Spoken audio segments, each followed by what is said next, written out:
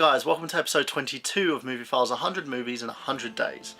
Today, as you know, it's Bill Murray week. We're going to be talking about the movie The Royal Tenenbaums. Now, the 2001 American comedy drama is directed by Wes Anderson and is written by Anderson and Owen Wilson. You probably remember Owen Wilson for such films as The Wedding Crashers, Made me look like an idiot. Rule number 76, no excuses. the Meet the Parents franchise, Marley and Me, and loads of other comedy films that he's been in. He's been in a string of hits and misses, and this film is not too bad. It stars Gene Hackman, Anjelica Huston, Danny Glover, Bill Murray, Gwyneth Paltrow, Ben Stiller, and Luke Wilson. You got members of the frat pack in this movie, which is awesome because they usually tend to sort of splash over into each other's projects. The great thing also about this movie is Murray is not the focal point yet again. He plays a rather endearing and challenging role of the jilted husband, and it's with someone he's very familiar with in Wes Anderson, who we're probably going to be covering in the next few days in regards to Murray and Anderson's relationship and the kind of films that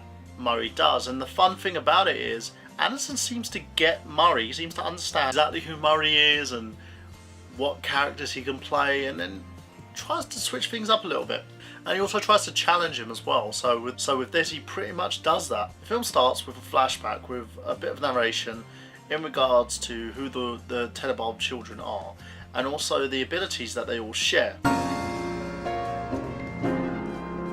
It also explains about how the Royal Tenenbaums' role, who's played by Gene Hackman, in this movie, and exactly how he's the catalyst that kind of drew this family apart. No, but it doesn't look good. Do you still love us? Of course I do. Do you still love Mom? Yes, very much, but your mother's asked me to leave, and I must respect her position on the matter. Was it our fault? No. Oh, obviously, we made certain sacrifices as a result of having children, but no, Lord, no. Then why'd she ask you to leave? I don't really know anymore. And I mean, he drew them apart. He exploded. Everybody was going over, trying to kill each other for a little bit because their dad was a complete and utter asshole. This is also narrated by Alec Baldwin, who talks basically about the scenario of these people's lives and what they're up to, and he does a pretty good job in it. It's actually fun to listen to his voice as each scene passes and each chapter goes on. So let's get to the story. Royal Tenenbaums explained to his three children, Chaz, Margaret and Rich, that he and his wife Eleanor are separated. The scene then cuts to a narration by Alec Baldwin of how each child is special in their own way and how they have outlived and sort of exceeded the expectations of their father. Chaz is a math and business genius from who his father steals money from. Margaret is adopted, which her father lets everybody know that every time he sees someone. This is my adopted daughter, Margot Tenenbaum. And is also given a huge grant for a play that she wrote in the 9th grade. Richie is a tennis prodigy and an artist, and is also in love with Margaret. The Royals then take him on regular outings which none of the other children are privy to. Eli Cash is played by Owen Wilson, is Tenenbaum's neighbour and Richie's best friend. So then it goes forward to 22 years later.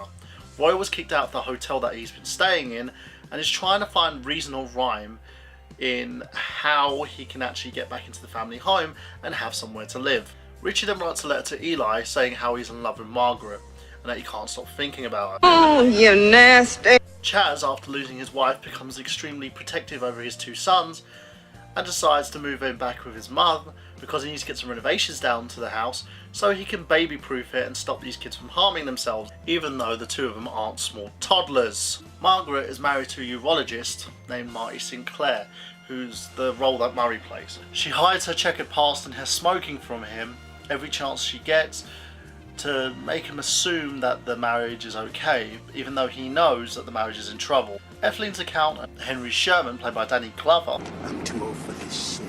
Yes, that Danny Glover from Lethal Weapon.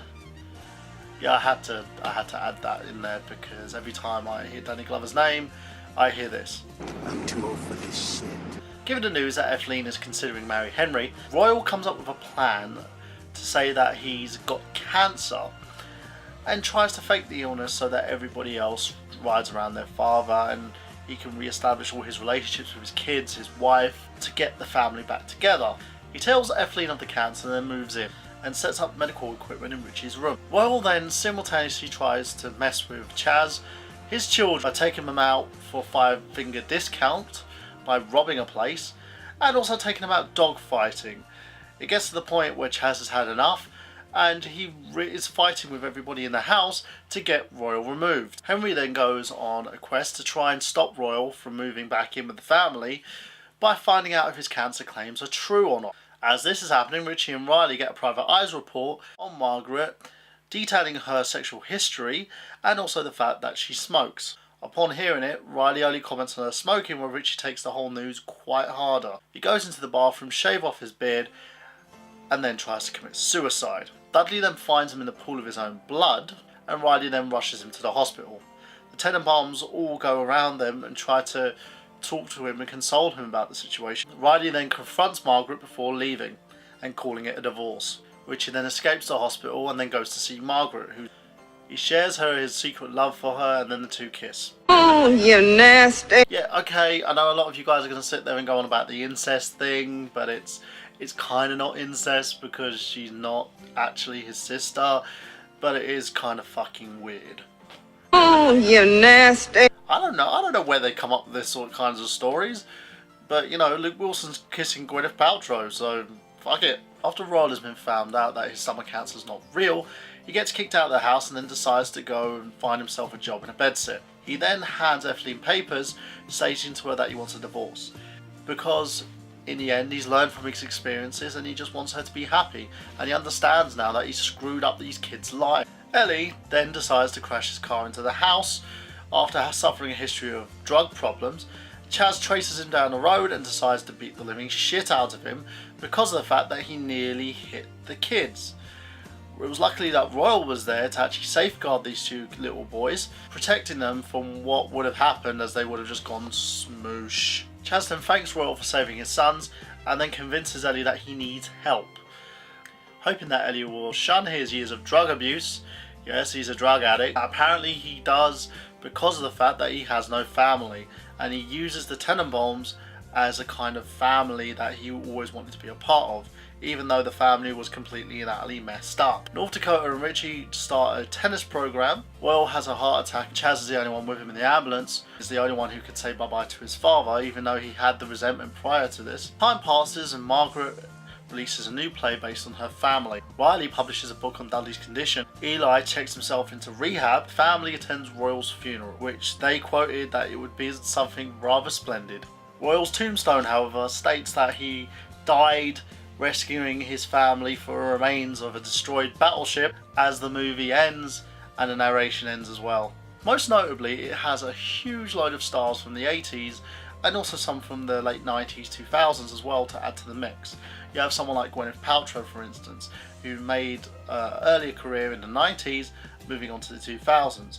You have the Wilson brothers, who most notably had a great career in the 2000s, being part of the Frat Pack, and also Ben Stiller, who's an actor-director himself, who came from 90s Historia and TV days straight onto this.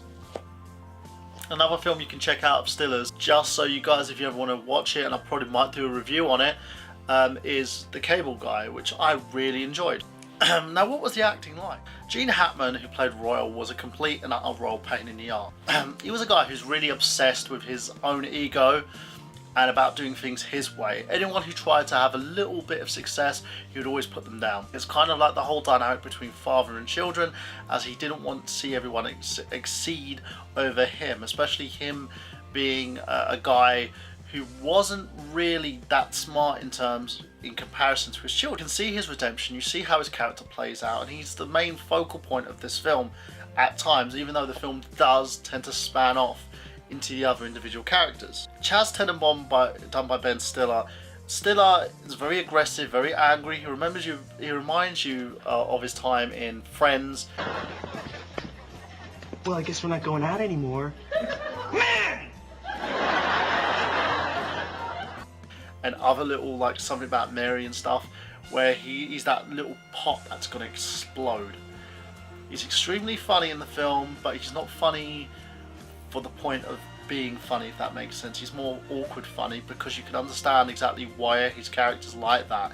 He's very high-strung, he's very overprotective of his children, because he lost his wife, and he lost her in a huge plane accident. Gwyneth Paltrow as Margaret Tenenbaum, she's a different kind of character to the Paltrow that we're used to. She seems very wooden, She seems like a little doll, you know, one of those like plastic, fake, you know, void of any emotion kind of shells. And she pulls it off really well, because Margaret is exactly like that. She always felt like an outcast. She never felt like she belonged. She always just wanted to cause trouble as a cry for help, because nothing she did was right in her father's eyes. And she was always referred to as the adopted child. And Paltrow, you know, she exhumes this character, and it shows how amazing Paltrow is. You know, it's the same with everybody in this movie. The direction is really good, and the characters seem to mesh and cohabitate in this film rather well, with something that's really different in comparison to other movies where you have one single actor who's the focal point, who's kind of the anchor for the movie. This has several different focus, stretches out into different lives and different perspectives. It was a special treat for me to see Danny Glover in this movie because of the Lethal Weapon movies. I'm too old for this shit. Yes, he is getting too old for this shit. He makes me laugh every time I see him in a movie, because he always seems out of character. I always think of him as the guy who's sitting on the toilet when the bomb's about to explode. It's kind of funny. I'm probably going to end up doing a review of Lethal Weapon because I said that.